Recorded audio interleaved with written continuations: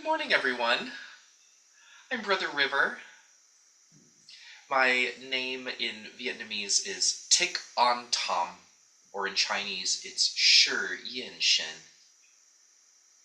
I'm a monk in the Chinese and Vietnamese tradition, and am a student of the Venerable Tik Tom Min, or Tai Jeff. I've been fully ordained for just over a year now, and was a novice for 2 years leading up to that. So I'm still a baby in monk years.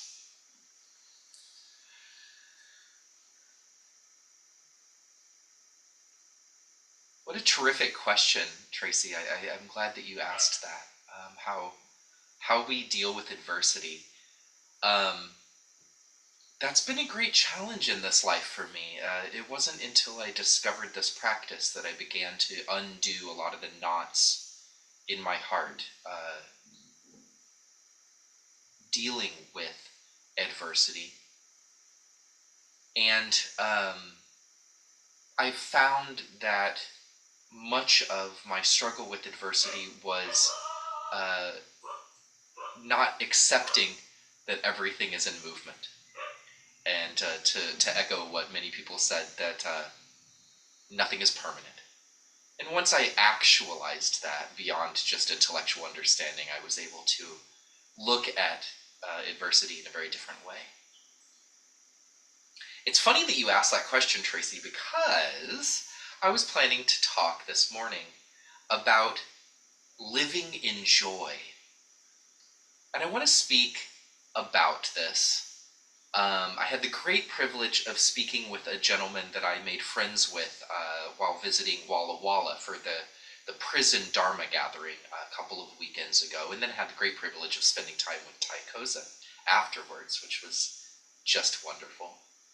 And I made a friend, and he is deeply curious about this practice and has a great deal of questions. And I was very touched by his email that I received earlier this week, and I'm not going to share all the details, one, for confidentiality, and two, it was a long email. But in a nutshell, he was very kind and said, "You seem to be very joyful, and I'm curious about that and how that works. How have you done that?" And I thought it was a terrific question, and I'm very grateful because it got me to really look at this life and this practice. So I'd like to share a little bit about that. I do want to give a bit of a trigger warning before I give this talk. I will be talking about bullying and abuse. So if you find this challenging, please interrupt at any point, and I can soften the edges of that. But I think for context, it's important.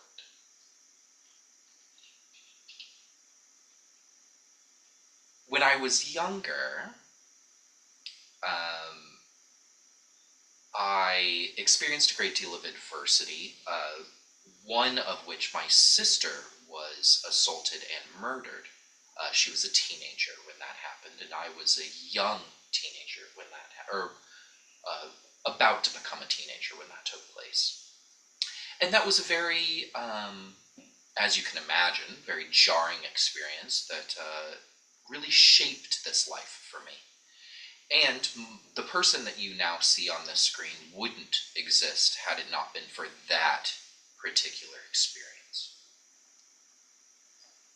I bring this up because it's so foundational to this story, the story that is Brother River.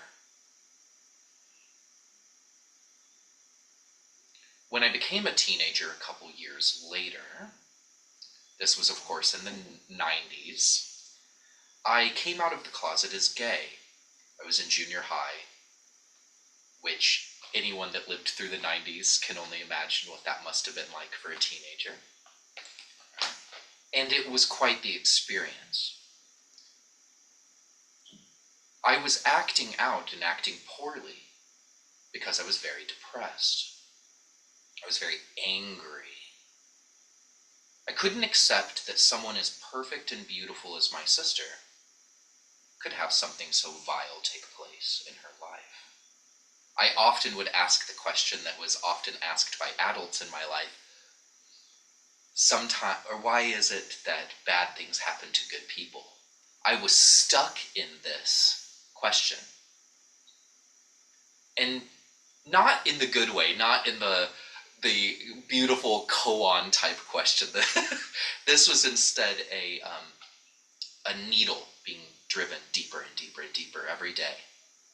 How could someone so kind and compassionate have something so vile take place? Well, it's an interesting question, and I was stuck in that place with that question. That same couple years later, my parents moved to Arizona, and I was still a teenager, and when we moved to Arizona, I was confronted with another external force that I couldn't explain. I couldn't explain why people hated me for being who I was. I couldn't understand why there were people that would physically and emotionally attack me at school. I had no box for it. It made no sense. I couldn't wrap my teenage brain around, here I am being pretty nice, for the most part, as nice as a teenager could be, and I'm being beaten up and assaulted and all these things at school. Why is this taking place? And I was so angry, that I took it out in other ways toward myself. Drugs, skipping school, doing all the really nasty things.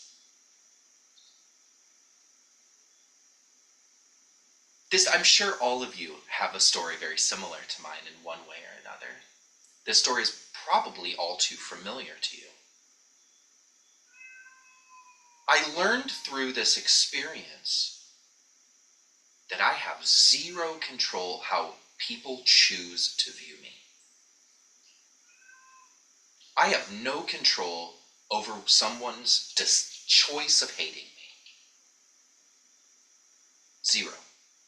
There's nothing I can do to help them not hate me. And it took a lot of years for me to come around to that. It also helped me recognize that the person that acts in this way, the person that acts with violence, they themselves are abusing themselves, or maybe experiencing adversity or abuse in another external way. In my later teen years, I learned about the man that took the life of my sister. I learned about his life, and it was a terrible one.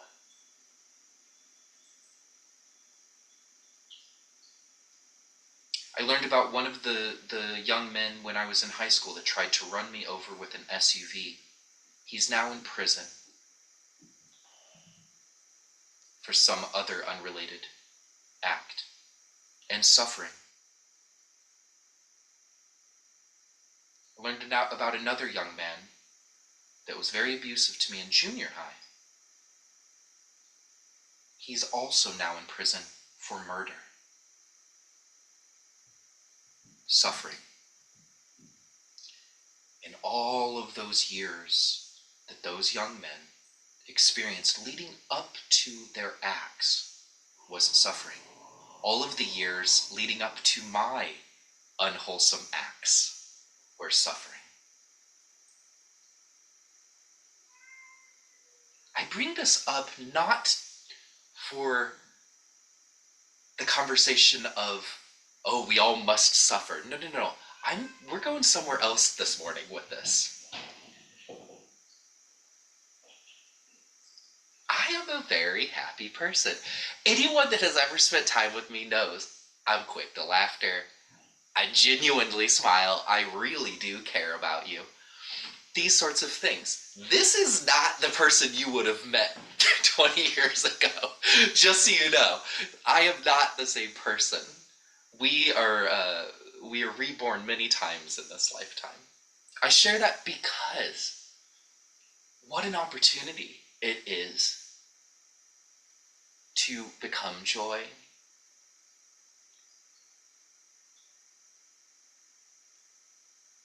all of the scars that I carry, they still hurt sometimes if I poke them. Sometimes somebody else pokes one and it hurts. However, I've learned that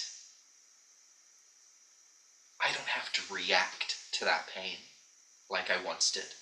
Instead, I can go, ah, isn't it so nice that that just stings and it's not an open, gaping wound anymore?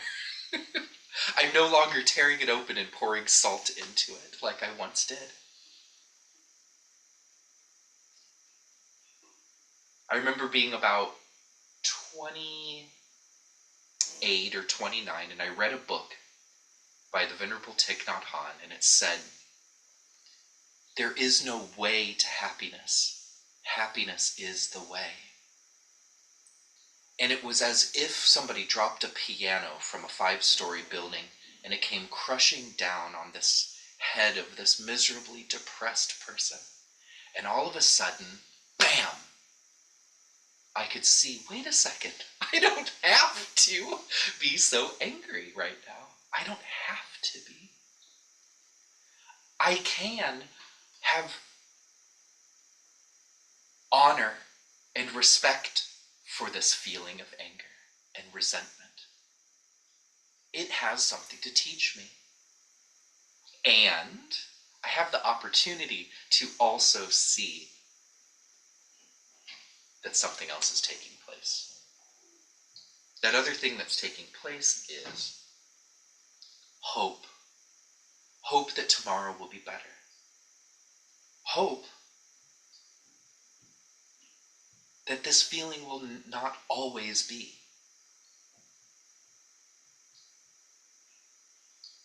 I will not always be in anger or reaction or sorrow. Instead, these are just teachers coming into a classroom, giving me a lesson, and leaving. I share this because we all have the opportunity to live in joy, meaning that we don't have to push away or ignore the fact that we're struggling or that we're suffering. No, that's part of it. But instead, we can also see that joy and liberation and freedom are within those moments. I learned through this beautiful practice, and am learning. I should reframe that. I'm learning because it's a continual process. I'm learning that everything that took place in this lifetime of mine has helped me be more loving to myself and all those I encounter. They've helped me be quick to laughter. I met a young man while at the Abbey, and Tai Kozin led this absolutely beautiful metta practice. And the next day, he came up to me and he said, I just couldn't stop looking at you. You just looked so happy. You were even crying and you looked happy. And I thought to myself, wow, what a compliment. And then a few days later, I thought about, wow, okay, something's working. Here I am crying, so moved by the words of my venerable teacher. Yet, this young man can see the joy that resides in this heart. I'm not special. There's nothing special about me that makes me be able to do these things. I'm only using myself as an example. Every single person right here, find your own little Hollywood square, look into your eyes. This is something that we all have the capacity to do. This is our practice. Joy and happiness aren't over here. We don't have to attain it. We don't have to find it. It's already there. There is no way to happiness. Happiness is itself the way. So here are the tools to make that possible. The tools that have worked for me. You may find different tools that may be equally helpful But here are the tools that have helped me, and I want to pay them forward. When presented with adversity, instead of getting caught up in my reaction to that, I instead go, okay, that's yours. And I just let that other person have their perspective. Doesn't mean I agree with it. It doesn't mean I even approve of it. I just let it lie. It's like somebody throwing bologna at a brick wall. It does nothing. Oh, you want to hate me? Okay. I love me, so go ahead. I think I'm great, so go ahead and hate me all you want. And then the second thing is then I look at them with authentic love and think to myself, boy, this person's really struggling.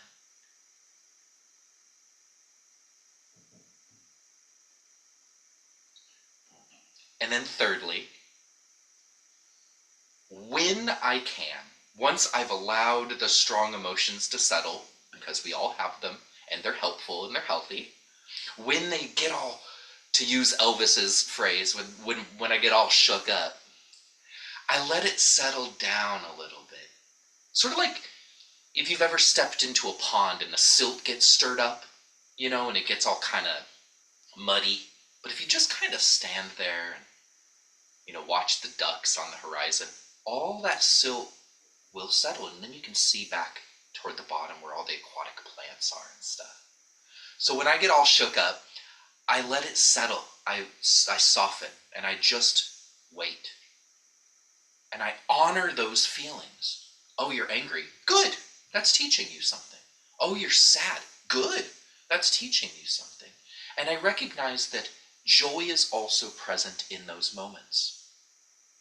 Like Avalokiteshvara teaches us in the Heart Sutra, all things are empty of a singular self, meaning that when sorrow is present, so is happiness. When anger is present, so is forgiveness and understanding. So those are both there. It's just that they're harder to see because we're all shook up. So one of the tools that I use is I soften the edges.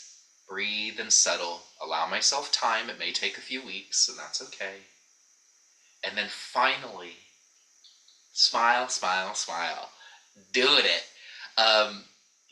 Do it like if anyone here does yoga, think about it that way. You are training your body into being a smile.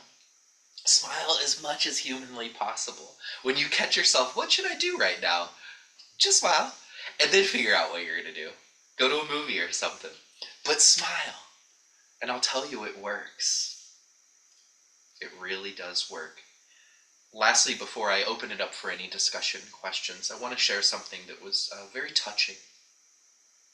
My dear teacher, Tai Jeff, and I were at Walla Walla, the prison. And this was one of the kindest, sweetest compliments I think I've ever received in this life.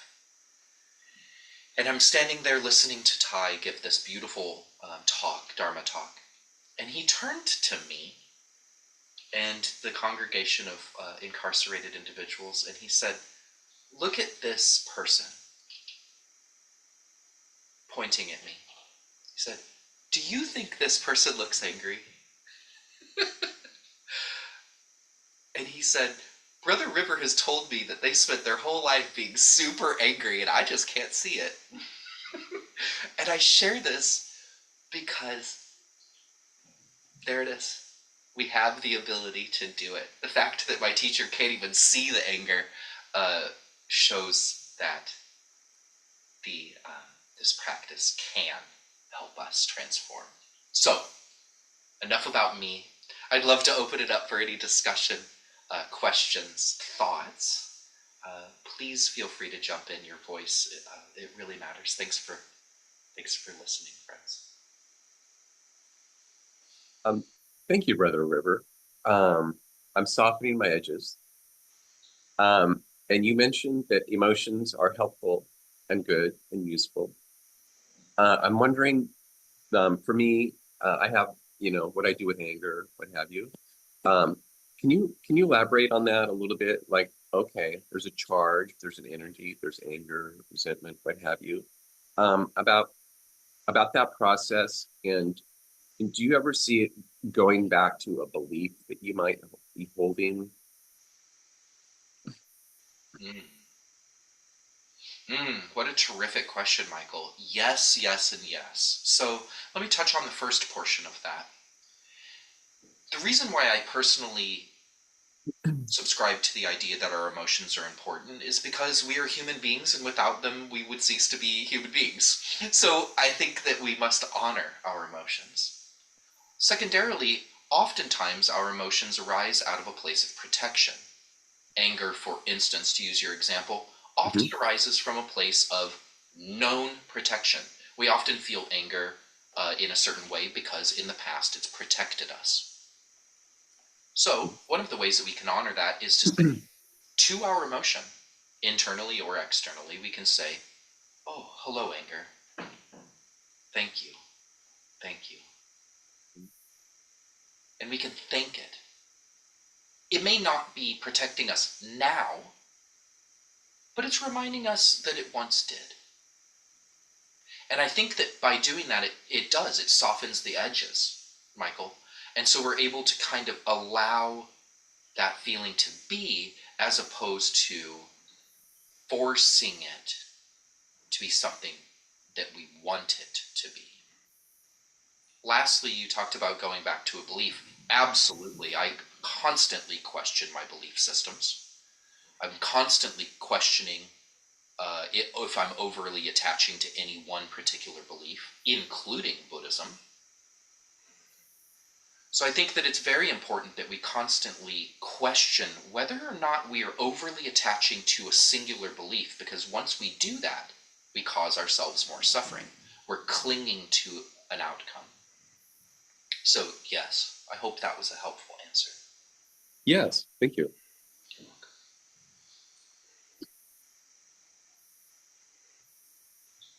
Brother River, Yes. um, I have found that my difficulty is lessening in terms of what happens to me or how people perceive me, even though I've still got quite a bit of anger about that. But it's more what happens when I'm feeling protective when somebody close to me is attacked. I still go pretty crazy about stuff like that. And it's harder for me to work my way through that than it is to work my way through something I feel triggered about that's on me. Yes, I hear you. I hear you. And that's a sign of a good heart. I want to first state that that's a sign of a compassionate heart. When we want to protect those that we love and even people that we don't even know, that's proof that we have a compassionate heart. I want to also say that when we get caught up in that, it's important to honor what we do and what we don't have control over in that situation, and whether or not we're helping or potentially hindering the situation.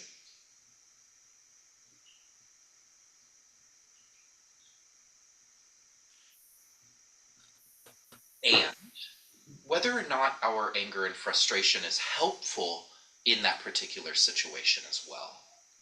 So let's say, for instance, you and Darcy, you and I are having dinner, okay? And somebody calls me a very mean name at dinner. Your natural reaction will be like, like, maybe you'll flip them off or something. That's that's good because it makes me feel supported, da da da da. However, it may, whether intentionally or not, it may suggest that, oh, well, Brother River can't protect themselves, or that this person, it may embolden them to act even more poorly, right? So I think it heavily depends on the situation, and I think it heavily depends on the individual. I don't think there's one answer to that question. I think you have to search your own heart with that. But I think first and foremost, ask yourself two questions. is this the time for this type of response? And two, is this anger that I'm holding helpful for me? Is it helpful? Is it teaching me something? Or am I drinking poison and hoping that other person will die? So I think those two questions are very helpful in those types of moments. Great question, Darcy. I hope that was helpful. Brother River, Reverend Scott had his hand up. Oh, yes, Reverend Scott. Oh, I was just going to use this, just as the path of happiness is, it's not over there, it's within us, and the path of happiness is just to decide to be happy. I was going to use that as an opportunity, as a shameless plug for the laughter yoga that Venerable Suko has at Buhang Monastery in Vancouver. Because there's something to be said for laughing as a path to cheering yourself up. When I first heard about this, I was very skeptical. I said, okay, that sounds kind of silly, but I've seen it in action. The physical process of laughing, it works. You do it in a room full of people and you see people getting happy. It's just amazing how easily it works. Next Sunday, Buhung Monastery, Vancouver, Washington. If you want to see this in action, it's pretty amazing stuff. Beautiful. Thank you, Reverend Scott. Terrific. Brother River, thank you very much. And would you take this into meditation also? Yes, Ty, absolutely. I am not going to give us a lot of suggestions as we go into meditation outside of this suggestion. Honor your feelings. As you're sitting this morning, you will have feelings, you will have thoughts, you will have perspectives. Honor them. Allow them to be. Do not push them away. Do not push them down. Simply validate and acknowledge that they are there, and then return to your breath. Reminder, our breath is our anchor. It's our home base. So when we get pulled in any particular direction, any strong emotion, that includes the desirable ones as well. Remember that big emotions aren't always the bummer ones. Sometimes our big emotions are the super excited ones. So if you get super excited about something, that's okay. Honor that. Or if you get super bummed out about something, that's okay. Honor that feeling. Acknowledge that it has arisen. Do not label it right or wrong or good or bad. Just simply observe that it is there, and then return to the observance of your breath. Do this over and over and over and over. Lastly, my last bit of unsolicited advice is this. Smile. Smile. For every emotion that arises, regardless of its potency, I encourage you and invite you to smile to that emotion. It may feel weird in the moment. It may even feel a little goofy or performative. Good. Good. Let it be. Let it be. You may find that in time it comes more naturally. So when a feeling should arise, acknowledge that it has arisen, come back to the breath, and smile. I will now ring the bell 3 times, indicating the silent portion of our meditation. I will ring it once